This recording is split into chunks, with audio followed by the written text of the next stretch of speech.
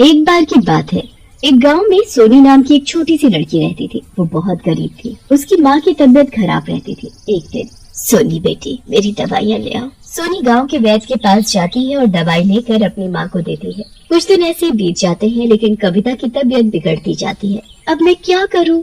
माँ की तबीयत तो ठीक ही नहीं हो रही। ऐसा करती हूँ, गांव के बाहर जो अंग्रेजी दवाइयों के डॉक्टर हैं, उन्हीं से माँ की दवाई ले आती हूँ। फिर सोनी महंगे अंग्रेजी डॉक्टर के पास जाती है और उनसे दवाई लेती है। अरे ये क्या, इतने पैसों में ये दवाई नहीं आएगी, और पैसे देने होंगे तुम्हें। लेकिन मेरे पास तो इतने ही पैसे हैं। मेरी माँ की तबीयत बहुत खराब है। लेकिन मैं कुछ नहीं कर सकती, मैं भी यहाँ नौकरी करती हूँ। सोनी खाली हाथ वापस आ जाती है। बेटी, अब मैं नहीं बचूंगी, मेरा आखिरी समय आ गया है। माँ, ऐसा मत बोलो माँ, मैं अकेले कैसे रहूंगी और मेरा ख्याल कौन रखेगा? तुम एक बहादुर लड़की हो, तुम्हें अपना ध्यान खुद ही रखना होगा। सोनी भाग कर जाती है और गांव के वैद्य को बुला कर लाती है, लेकिन तब तक बहुत देर हो जाती है और कविता मर चुकी होती है। अब कुछ नहीं हो सकता बेटी। आप तो वैद्य हैं, सबकी जान बचाते हैं, मेरी माँ को भी ठीक कर दो। अब कुछ नहीं हो सकता, इनके शरीर से जान निकल चुकी है। इतना बोलकर वैद्य वहाँ से चले जाते हैं। फिर कुछ दिन बीत जाते हैं, लेकिन सोनी को बिल्कुल अच्छा नहीं लगता। सोनी जब देखो अपनी माँ की फोटो के आगे बैठकर रोती रहती थी। उसको खाने पीने के लिए भी कोई पूछने वाला नहीं था और न ही उसका कोई ख्याल रखने वाला था। बहुत भूख लगी है, पर मैं क्या खाऊं? वो पड़ोस से खाना मांगने जाती है। काकी, बहुत भूख लगी है, कुछ खाने को दे दो ना। चल भाग यहाँ से, इतने गंदे कपड़े पहन कर आ गई सुबह सुबह। अब मैं क्या करूं, कहाँ जाऊं? फिर उसे मंदिर दिखता है और वहाँ किसी ने प्रसाद चढ़ाया होता है। सोनी उसे देखकर खुश हो जाती है और भगवान की मूर्ति के आगे से वो खाना उठाकर खा लेती है। कुछ दिन बीत जाते हैं। फिर एक दिन किसी के घर का दरवाजा खुला होता है। वो घर में घुसकर खाना चुरा कर खा लेती है। फिर सोनी अपने घर जाने लगती है, तभी बहुत तेज बारिश और तूफान आने लगता है।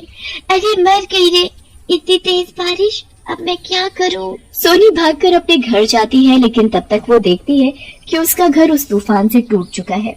वो बहुत परेशान हो जाती है और एक ठेले के नीचे जाकर बैठ जाती है। हे भगवान, अब मैं क्या करूं? मेरा तो घर भी टूट गया, मेरे कपड़े भी गीले हो गए, बहुत ठंड लग रही है। माँ, बाबा, अब कहाँ हो? ऐसा बोलकर वो बहुत रोती है और रोते रोते सो जाती है। तभी कविता चुड़ैल रूप में वहाँ आ जाती है।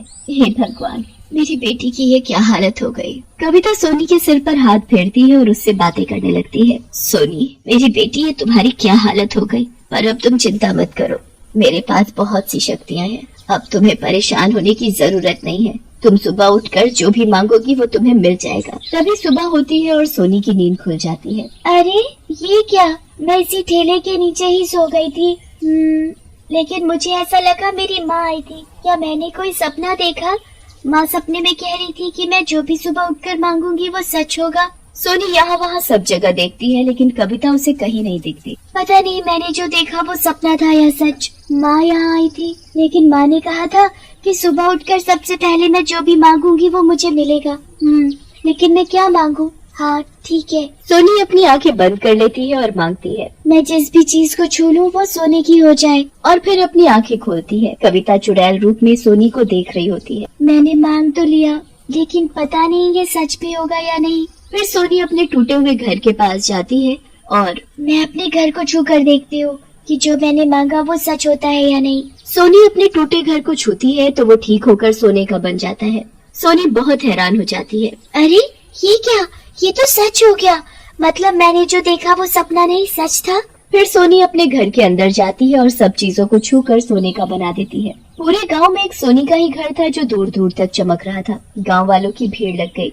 अरे दैया रे दैया, देखो तो जरा ये सोनी का घर कैसे सोने जैसा चमक रहा है। क्या ये असली सोने का है? देखो जी, मुझे भी ऐसा ही घर चाहिए। अरे पागल हो गई है क्या? कुछ भी बके जा रही है। ये असली सोने का घर है, मूर्ख कहीं की। अरे मुझे लुटवाएगी क्या? मुझे चाहिए, नहीं तो मैं मायके चली जाऊंगी। हाँ तो चली जा, मैं खुद को बेच दूंगा ना, तब भी तेरा ये सपना पूरा ना हो पाएगा। चुप रह पागल औरत। तभी वहाँ सरपंच जी आते हैं।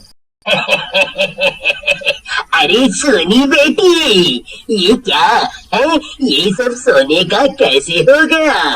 सरपंच जी, ये सब मेरी माँ की वजह से हुआ है।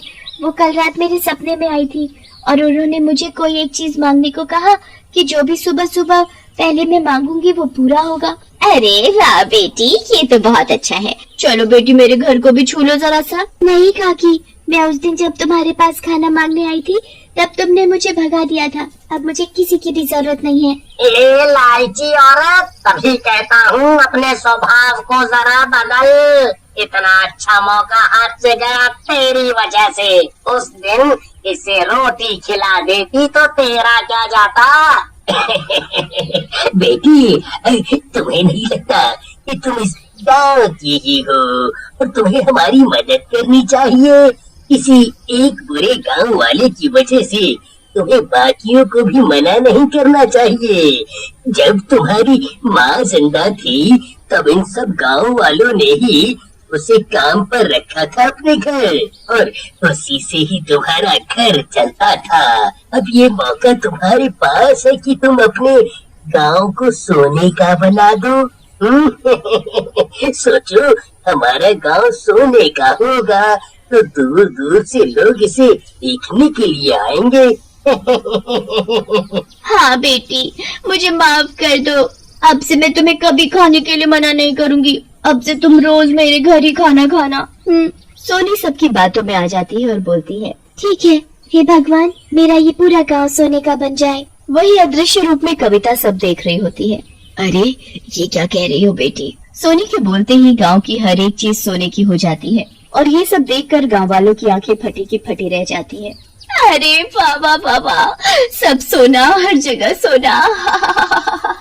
सब गांव वाले बहुत खुश होते हैं, लेकिन जब अपने घर जाते हैं तो वहाँ खाना पानी भी सोने का बन गया होता है। 2 दिन बीत जाते हैं और गांव वालों को न खाना मिलता है न पानी। सब गांव वाले सोनी के घर के बाहर जमा होते हैं। सोनी बेटी, हमसे गलती हो गई। ऐसे तो सब गांव वाले मर जाएंगे। सरपंच जी, मैं तो छोटी थी, जैसा आपने मुझे कहा मैंने किया, लेकिन अब मैं क्या करूं? मैंने भी 2 दिन से कुछ खाया पिया नहीं। ये तो बहुत बुरा हुआ। माँ, अब मैं क्या करूं? ऐसा बोलकर सोनी रोने लगती है। तभी वहाँ चुड़ैल आ जाती है। चुड़ैल को देखकर सब लोग बहुत डर जाते हैं। अरे सोनी बेटी, ये क्या किया? अरे मर गई रे, ये खुशी के वक्त पे चुड़ैल कहाँ से आ गई यहाँ? अरे पागल लालची औरत, खुशी का पल नहीं है ये। सब कुछ सोने का मतलब समझती है। खाना और पानी भी सोने का। सोना खाएगी क्या? ऊपर से ये चुड़ैल कहाँ से आ गई हमारे गांव में? माँ तुम आ गई? सोनी चुड़ैल के गले से लग जाती है। माँ, मतलब तुमने ही मुझे ये इच्छा शक्ति दी थी? वो सपना सच था? हाँ बेटी, पर वो शक्ति मैंने तुम्हें तुम्हारी भलाई के लिए दी थी और जरूरतमंद लोगों की मदद के लिए दी थी। तुम्हें खाना, शिक्षा, प्यार और बुद्धि, ऐसा कुछ मांगना चाहिए था, लेकिन तुमने मांगा तो क्या सोना? गांव वालों की बातों में आकर देखो क्या किया। सोना चाहे कितना भी हो, तुम उसे खाओगी कैसे? खाने का काम तो खाना और पानी ही करेंगे। गांव में अब एक बूंद भी पानी नहीं है। माँ, मुझसे गलती हो गई, लेकिन अब मैं क्या करूँ? ऐसे तो सब लोग मर जाएंगे। है? ये तो अनर्थ ही हो गया। ये सब हमारी गलती की वजह से हुआ है। अब हम क्या खाएंगे, क्या पिएंगे? इस लालच की वजह से अब हम सब मरेंगे। कविता बेटी, हमें माफ कर दो, हमें माफ कर दो। अपने कर्मों का फल यही भोगना पड़ता है। तुम सबने मेरी बेटी को खाना नहीं दिया था, इसीलिए शायद भगवान ने तुम्हें भी ये 2 दिन दिखाए कि जब भूखा रहना पड़ता है तो कैसा लगता है। माँ, मुझे माफ कर दो। कोई बात नहीं बेटी, मैंने तुम्हें इच्छा शक्ति का वरदान तुम्हारी भलाई के लिए दिया था, लेकिन अब तुम समझ चुकी हो कि तुम्हें वरदान में क्या मांगना चाहिए था। हाँ माँ, और मुझे बस 2 वक्त का खाना और खुशियाँ चाहिए थी। कविता बेटी, हमें माफ कर दो। अब से तुम्हारी बेटी इस पूरे गांव की बेटी है। हम सब मिलकर इसका ध्यान रखेंगे। हाँ ठीक है सोनी बेटी, तुम खूब पढ़ना लिखना और खुश रहना। फिर कविता पूरे गांव को फिर से पहले जैसा बना देती है और वहाँ से गायब हो जाती है।